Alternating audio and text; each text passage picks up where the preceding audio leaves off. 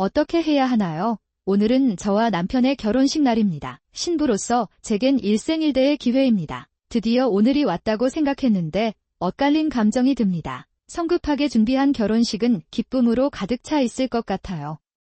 남편과 시댁은 결혼식 직전에도 계속 저를 무시합니다. 내가 남편과 결혼해서 이런 사람들과 가정을 꾸려도 정말 괜찮을까요?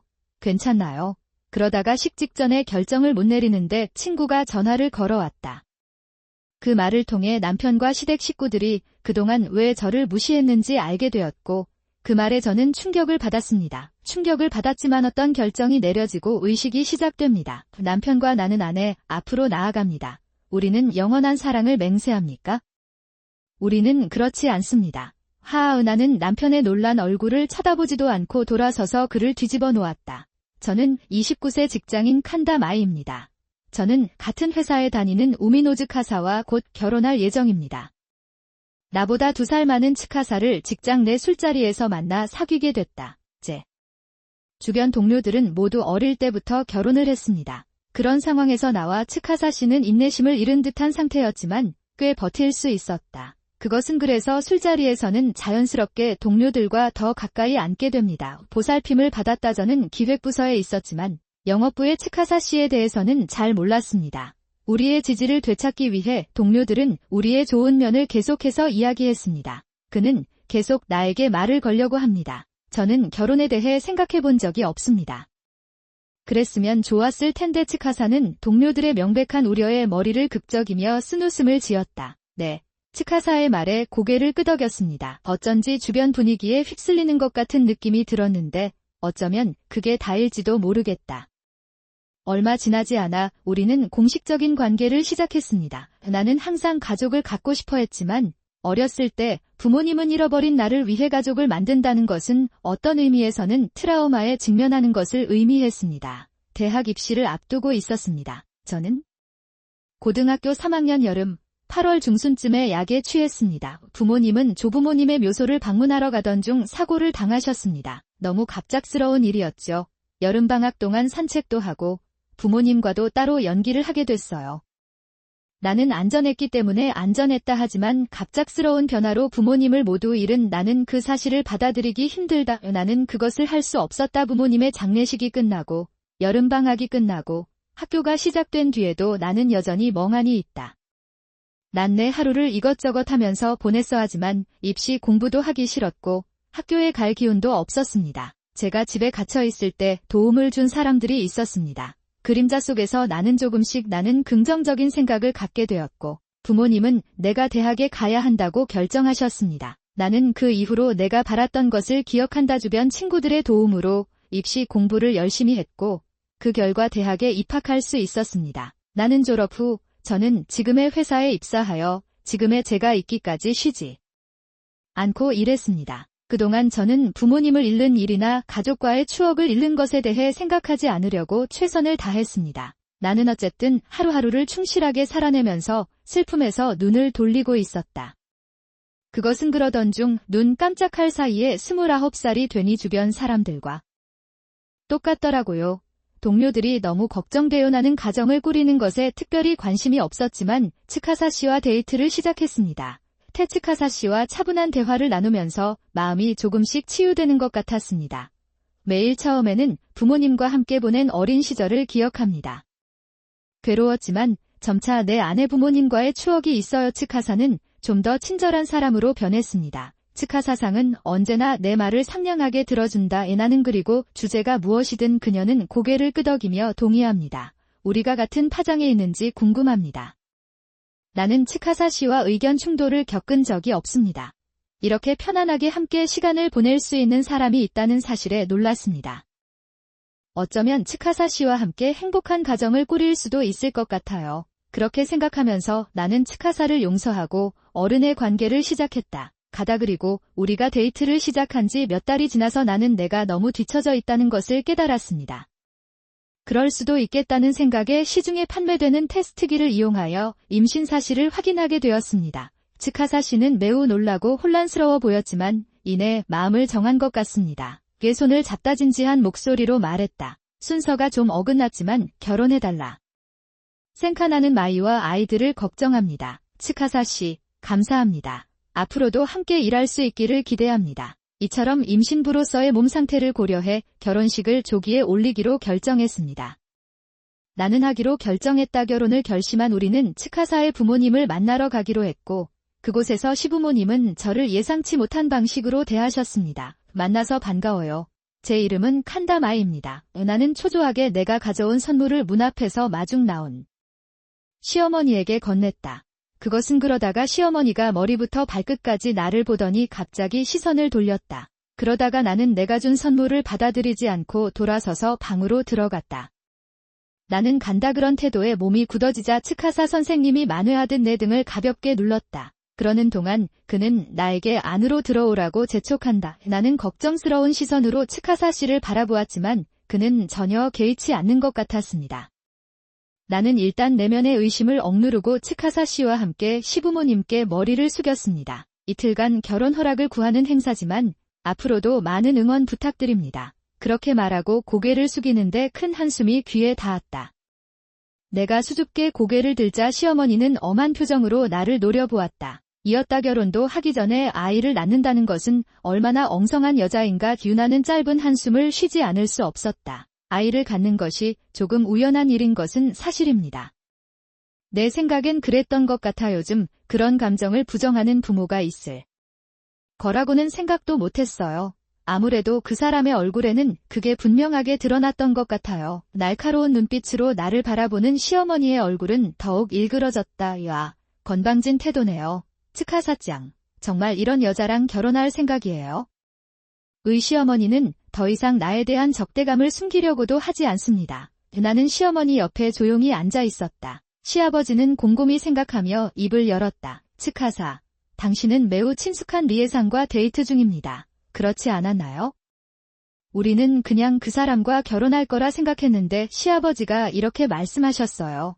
이번에는 좀 더 크게 말씀드리겠습니다. 옆에 있는 츠카사 씨를 보니 나를 심하게 벌주는 것 같았다. 이다 그러자 그는 나를 바로잡으려는 듯 나를 바라보며 부드러운 어조로 말했다. 조용히 해서 죄송하지만 걱정하지 않으셨으면 좋겠습니다. 나는 리에와 형제로서 함께 자랐기 때문에 진지하게 그녀를 이성으로 본 적이 없습니다. 나한테 말하면서 츠카사 씨는 부모님, 아버지, 어머니께로 향합니다. 나는 그들의 생각에 동의할 수 없지만 마이와 태어날 아이에 대해 생각한다. 나는 그것이 중요하다고 생각한다. 우리 결혼을 용서해주세요. 아들이 진지하게 말했지만 양심이 억눌려 있었습니다. 누그러나 그날 나는 그가 그것에 만족하지 않는다는 것을 분명히 볼 수 있었습니다. 토리아 그냥 인사해 시댁을 떠난 후 양심이 나에게서 선물을 받는 것은 이번이 마지막이었습니다. 그때까지는 아니었지만 그리하여 의로운 양심에 대한 인사는 실패로 끝났으나 결혼식 날은 점점 다가오고 있었다. 나는 당신을 따라갈 것이다. 츠카사는 나의 의로운 태도에 크게 개의치 않는 듯 가벼운 어조로 나를 위로해 주었다. 내가 왔어. 괜찮아. 손자가 태어나면 엄마 아빠 모두 태도가 달라지겠지. 그게 사실인지 궁금해요. 나는 그것에 대해 의구심을 갖고 있습니다. 그 이후로 여러 차례 결혼식 모임을 가졌습니다. 시댁 식구들에게 기대고 있었는데 저와 의로운 양심 사이의 거리가 점점 벌어지고 있었고 시댁 식구들은 더 이상 저를 좋아하지 않았습니다. 나는 그렇게 생각하지 않을 수 없었다. 결국 나의 의로운 양심은 내가 그들에게 말을 걸어도 나를 무시하고 그들 둘은 나를 쳐다본다. 시선의 적개심도 뚜렷하고 더 신경 쓰이는 건 단지 정의로운 태도만은 아니라는 점이다. 없었어요. 시댁에 갔을 때 츠카사 씨의 소꿉친구인 리에가 거기에 있을 확률이 높았다. 그녀도 처음부터 나였다. 저기가 있는 것 같다. 남편에게 과거 이야기를 하면 그는 나를 무시하며 아무것도 모른다고 했다. 안녕하세요 마이 씨. 츠카사가 가장 좋아하는 음식을 아시나요? 내가 바로 대답하지 못하고 곰곰이 생각하자 리에는 나를 놀리는 듯 코웃음을 쳤다. 당신은 나를 조롱했습니다. 모르겠어요. 그래서 츠카사와 결혼을 생각했어요. 그리고 리는 트수카서가 나에게 말한 것을 모르는 공통 친구와의 에피소드입니다. 그는 과거의 이야기로 나를 자극하려고 합니다. 그 사이 츠카사 선생님은 희미한 미소를 지으며 나와 리에의 대화를 조용히 듣고 계셨습니다. 그것은 단지 리에를 중재하지도 막지도 않는 츠카사 씨에게 나의 불신과 짜증은 점점 커져갔고 어느 날 드디어 츠카사 씨에게 한마디 했습니다. 나는 간청했다 저기. 츠카사 씨, 제발 리에 씨하고는 거리를 두세요. 하지만 반쯤 울면서 부탁했는데도 츠카사 씨의 태도는 무뚝뚝했다. 난 상관없어 당신은 그것에 대해 너무 많이 걱정하고 있습니다. 당신은 나와 이런 관계에 간섭할 생각이에요. 아니면 그럴까요? 그래서 츠카사 씨가 나를 끊었고 나는 모든 수단을 잃었습니다. 나는 지쳐서 해외에서 돌아왔다. 나는 방금 도착한 친구에게 츠카사 씨에 대해 이야기하기로 했습니다. 최근에는 츠카사 씨를 더 이상 믿을 수 없어서 어떻게 해야 할지 모르겠습니다. 하나도 없어 오랜만에 친구 카오루와 점심을 먹으며 내 감정을 솔직하게 털어놨다. 말하다 그러자 카오루는 어려운 표정을 지으며 솔직한 의견을 나에게 말했다. 솔직히 말해서 나는 결혼을 반대한다. 아무리 봐도 전 남자친구의 행동이 이상해요. 왜 케이어로는 이것을 바로 나에게 지적했고 나는 요점을 이해하도록 영감을 받았습니다. 카오루는 그런 나를 보고 다정하게 불러주었다. 아무튼 결혼을 다시 생각하게 됐다. 더 나은 계속 이대로 가면 분명 후회할 텐데 나 임신 중이야. 나라도 약혼을 그렇게 쉽게 끊을 수는 없다. 카오루는 작게 한숨을 쉬었다. 나는 그녀에게 직접 조언을 구했습니다.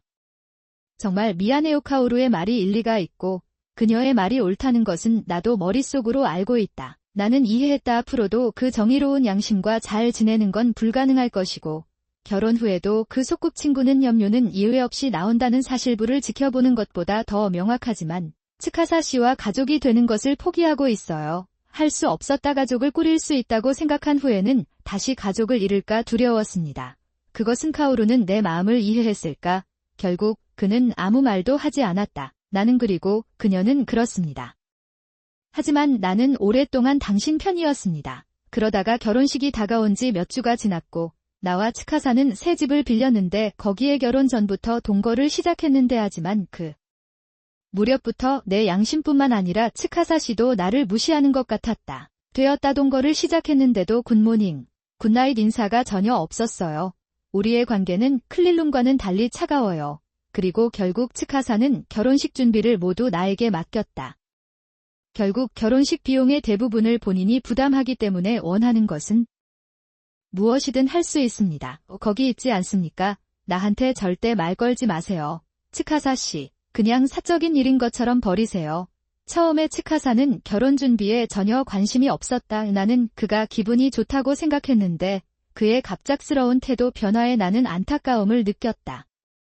나는 끝날 예정이었다. 결국 츠카사 씨와 그의 양심의 관계는 전혀 나아지지 않았습니다. 결혼식 날이 다가와서 결혼식 날 아침 마지막 준비를 하고 있을 때도 츠카사 씨와 내 양심은 내 몫이었다.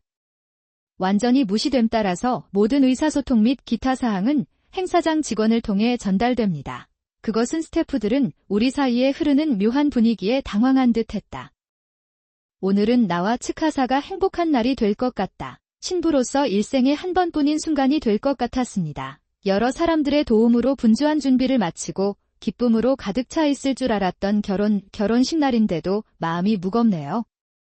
모두 얼굴에는 씁쓸한 미소가 떠돌았습니다. 예배당 내부는 은은한 분위기에 둘러싸여 있습니다. 더 이상 그 분위기를 느낄 수 없습니다. 이는 발을 구르며 소리를 질렀습니다. 거짓말입니다. 이 사진 속 남자는 내 친구가 아니라 내 연인입니다. 그것은 무엇입니까? 그렇게 말하고 카오루는 리에의 어깨를 뒤에서 붙잡으며 한숨을 쉬었다. 나는 그것을 입었다. 그런 다음 나는 그녀를 내 쪽으로 돌리고 그녀의 붙인 머리를 제거하고 그에게 보여주었습니다. 카오루는 오늘 메이크업을 완벽하게 마쳤고 드레스에 어울리는 헤어도 추가했습니다. 그것은 하지만 평소에는 짧은 머리를 유지하고 있어 멀리서 보면 남자처럼 보인다. 그는 특이한 헤어스타일을 갖고 있었습니다. 리에가 흩뿌린 사진은 모두 어렴풋하게 보일 뿐이어서 그녀는 카오루가 남자라고 완전히 믿었던 것 같다. 리에는 카오루의 헤어스타일을 가까이서 보고 입을 벌리고 나는 앉아서 그건 거짓말이야 라고 중얼거렸다. 그리고 리는 서서 혼자서 중얼거리기 시작합니다.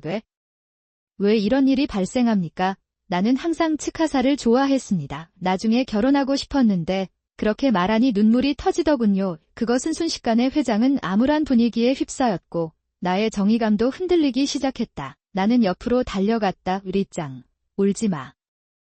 당신과 츠카사가 결혼하는 것도 기대하고 있어요. 좋아요. 그럼에도 불구하고 츠카사는 어떤 말의 뼈라도 될 수 있는 여자를 임신시켰습니다. 나는 의로운 말씀을 들었습니다. 저와 손님들 모두 깜짝 놀랐습니다. 내 양심은 내가 임신했기 때문에 리에와 츠카사의 결혼이 성사될 수 없었다는 것이다.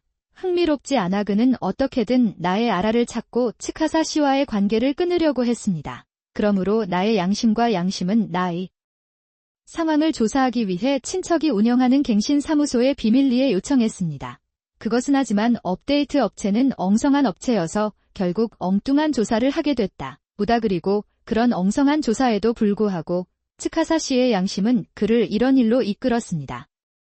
나는 바람을 피우고 있다는 말을 듣고 그것을 믿었습니다. 그러다 보니 결혼 직전부터 그런 생각이 들기 시작했지만 나를 믿지 못하고 무시하기 시작했다. 그것은 되었다. 츠카사 씨는 업데이트 오피스 조사가 거짓말이었다고 생각하며 창백한 얼굴로 나를 바라본다. 누구리고는 격렬하게 고개를 숙였다. 죄송합니다. 용서해주세요. 나는 아무것도 모른다. 그럴 필요는 없어. 카오루는 비명을 지르며 사과하는 츠카사에게 차갑게 말을 건다. 그녀는 진실을 폭로하면서 그것이 전부가 아니라고 말했습니다. 카오루가 나의 바람피우는 파트너라고 착각한 츠카사 씨와 그의 양심은 나 몰래 뭔가 계획을 세우고 있어. 나는 아이를 낳은 후 정말 츠카사 씨의 아이라면 양심의 가책을 받을 것 같아요. 복용 후 이혼. 그렇지 않다면 그는 나에게 의사비용을 청구하고 결혼식 직전에 나와 이혼할 계획이었습니다. 우연히 카오루는 남편과 그의 양심이 리에에게 그 계획에 대해 말하는 것을 우연히 들었다. 그 말을 듣고 나는 실증이 나서 결혼식을 취소하기로 결정했습니다. 내가 해냈어. 당신은 모든 것을 알고도 나를 무시했습니다. 좋은 감정이라도 있었나요? 츠카사 씨가 지금 사과해도 나는 거절했는데 처음에는 그랬어요. 어쩌면 츠카사 씨가 카오루를 오해했을 수도 있습니다. 용서할 수 있다 해도 그렇다면 무슨 말이라도 해주길 바랐는데 나한테 말은커녕 계속 무시하는군요. 유치한 츠카사 씨에게 나는 매우 엄격해서 츠카사 씨에게 그 사실을 말했더니 그는 실망했고 나에게 자신을 더욱 공격하라고 재촉했습니다. 카오루는 엄숙한 목소리로 츠카사상과 츠카사상과 리에상을 가리켰다. 회의실 밖에서도 연애를 하신 거겠죠. 그 말에 츠카사 씨와 리에의 어깨가 움찔했다. 나를 흔들게 만들었어. 그러자 식장 곳곳에서 불가능하고 미친 짓이라는 목소리가 들리기 시작했다. 나 그곳은 이상한 분위기로 가득 차 있었고 나는 더 이상 여기에 있을 필요를 느끼지 못했다. 그게 다야나는 뒤도 돌아보지 않고 결혼식장을 떠났다. 카오루는 나중에 이에 대해 나에게 말했습니다. 그래도 그건 사실이야. 이후 행사는 당연히 취소됐고 행사장은 아수라장으로 변했다. 친구들이 츠카사와 리에에게 욕을 많이 하고 행사장을 떠난 것 같아요. 그때 츠카사의 친척들이 그와 그의 양심 그리고 리에에게 소리를 질렀다. 그 말을 들었다고 하더군요. 누군가가 부끄러운 것 같군요. 라고 소리치는 것을 들었습니다. 카오루는 눈살을 찌푸릴 것입니다. 그는 한숨을 쉬며 나에게 그렇게 말했다. 3개월 후 츠카사와 나는 약혼을 파기하고 결혼식을 취소했습니다. 토론하다 츠카사는 다방에 모였고 왠지 양심과 리에를 데리고 왔다. 카오루는 혼자 있는 게 걱정이라며 친구를 대신해 같이 왔어요. 있었다. 긴장된 분위기 속에서 카즈는 리에가 여러 남자와 관계를 맺고 있다는 사실을 재빠르게 지적한다. 이 말을 들은 시아버지는 갑자기 카오루에게 소리를 지르기 시작했습니다. 담당자도 아닌 분이 갑자기 나오시네요. 그렇구나. 무해한 사람들아. 닥쳐라. 너희에게 소리 지르는 정의로운 양심을 무시하라. 카오루는 천천히 명함을 꺼내 리에에게 건넸고 리에는 그것을 보았다.